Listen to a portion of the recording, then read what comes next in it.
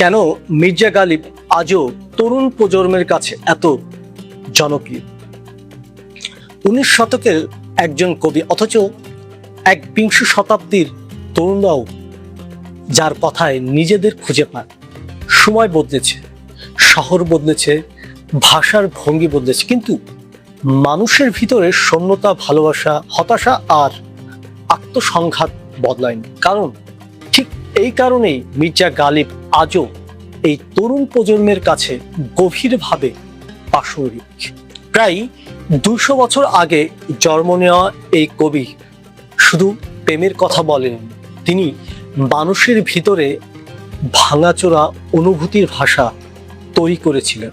তার কবিতা পড়লে মনে হয় একজন মানুষের নিজের সমস্ত দুর্বলতা, ব্যথা আর অস্তিত্বের প্রশ্ন নিয়ে বসে আছে। আধুনিক তরুণ সমাজ আজও ঠিক একই জায়গায় দাঁড়িয়ে আছে, বাহিরে হাসি, ভিতরে অস্থিরতা। আর এই গালিবকে তারা নিজের মানুষ মনে করে। মির্জা গালিব তার দর্শনের সবচেয়ে বড় শক্তি, তিনি নিজেকে কখনো সরলভাবে দেখেন। তিনি জানতেন মানুষ একই সঙ্গে সুখী এবং বিষণ্ণ হতে পারে।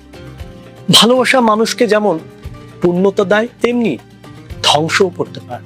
এই দৈব সত্য তিনি এমনভাবে লিখেছেন যা আজকের তরুণ বাস্তব জীবনের সঙ্গে মিলে যায়। তার বিখ্যাত একটি লাইন আছে, হাজারো খিয়াশি আয়েশি কি হয়, খোয়াশি হিস পেদাম নিকলে।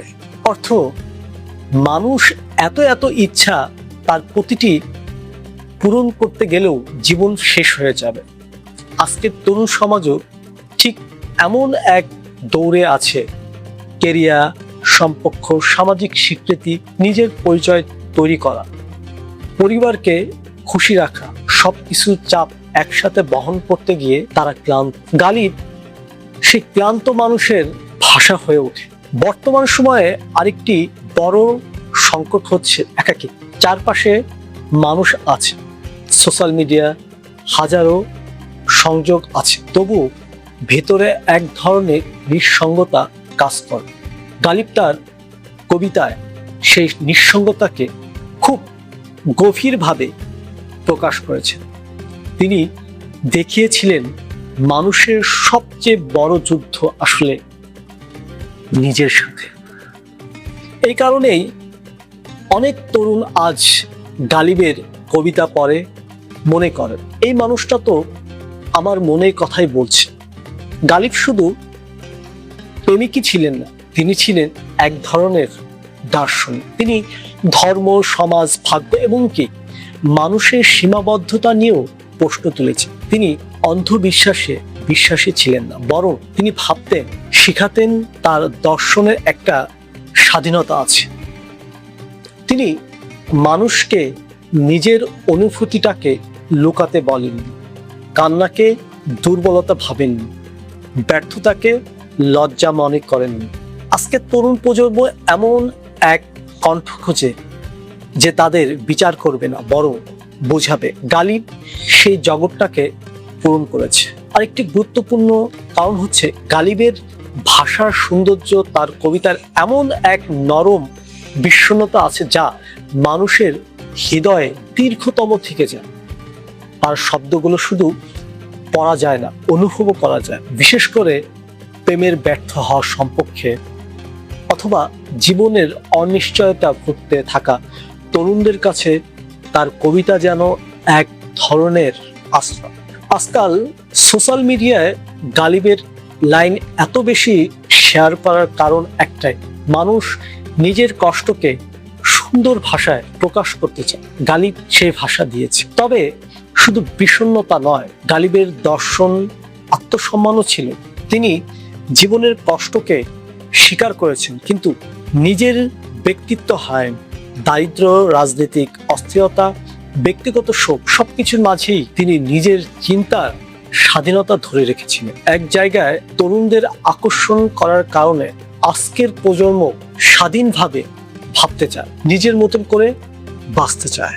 মজার বিষয় হলো, গালিবের সবসময় সমাজ বদলিয়েছিল। পুরনো মূল্যবোধ ভেঙে নতুন বাস্তবতা তৈরি করেছেন। ঠিক আজকের সময়ের মতো প্রযুক্তি যেমন আজ মানুষকে বদলে দিয়েছে, কখনো রাজনৈতিক ও সাংস্কৃতিক পরিবর্তনেও মানুষের জীবনকে বদলে দিয়েছে। ফলে গালিবের কবিতা যে অনিশ্চয়তা, তা আধুনিক সময়ের সাথেও অদ্ভুতভাবে মিলে যায়। তরুণদের কাছে গালিব জনপ্রিয়তা হওয়ার আরেকটি কারণ হলো তার সততা। তিনি কখনো নিজেকে নিখুঁত মানুষ হিসেবে দেখেন। তিনি নিজের দুর্বলতা স্বীকার করেছেন, কখনো হতাশ হয়েছেন, কখনো প্রেমে ভেঙে পড়েছেন, কখনো জীবন নিয়ে অভিযোগ করেছেন।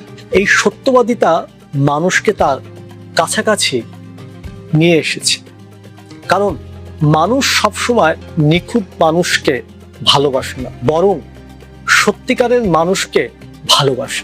আজকের পৃথিবীতে যেখানে সবাই নিজেকে নিয়ে শক্ত, সফল, সুখী দেখানোর প্রতিযোগিতায় ব্যস্ত, সেখানে গালিব মানুষের ভাঙা দিকগুলোকে সুন্দরভাবে প্রকাশ করেছেন। তাদের মধ্যে এক ধরনের স্বস্তি খুঁজে পায়। তারা বুঝতে পারে বিষণ্ণ হওয়া স্বাভাবিক কিছু নয়, গভীরভাবে অনুভব করা অপরাধ নয়। মির্জা গালিবের জনপ্রিয়তা কেবল একটি কবির জনপ্রিয়তা নয়, এটি আসলে মানুষের অনুভূতির চিরন্ত সত্য জনপ্রিয়তা। সময় বদলেছে, কিন্তু মানুষের হৃদয়ের ভিতরে শূন্যতা, প্রেম, হতাশ আর আত্ম অনুসন্ধান একই রয়ে গেছে। আর যতদিন মানুষের ভিতরে অন্ধকার আর আলোকে বুঝতে চাইবে, ততদিন গালিবের দর্শন বেঁচে থাকবে। হয়তো এই কারণে আজও এক নিঃশব্দ রাতে কোনো তরুণ মানুষ নিজের কষ্টের ভাষা খুঁজতে গিয়ে গালিবের কাছে ফিরে যায়। পুরো ভিডিওটি সঙ্গে থাকার জন্য আপনাকে অসংখ্য ধন্যবাদ।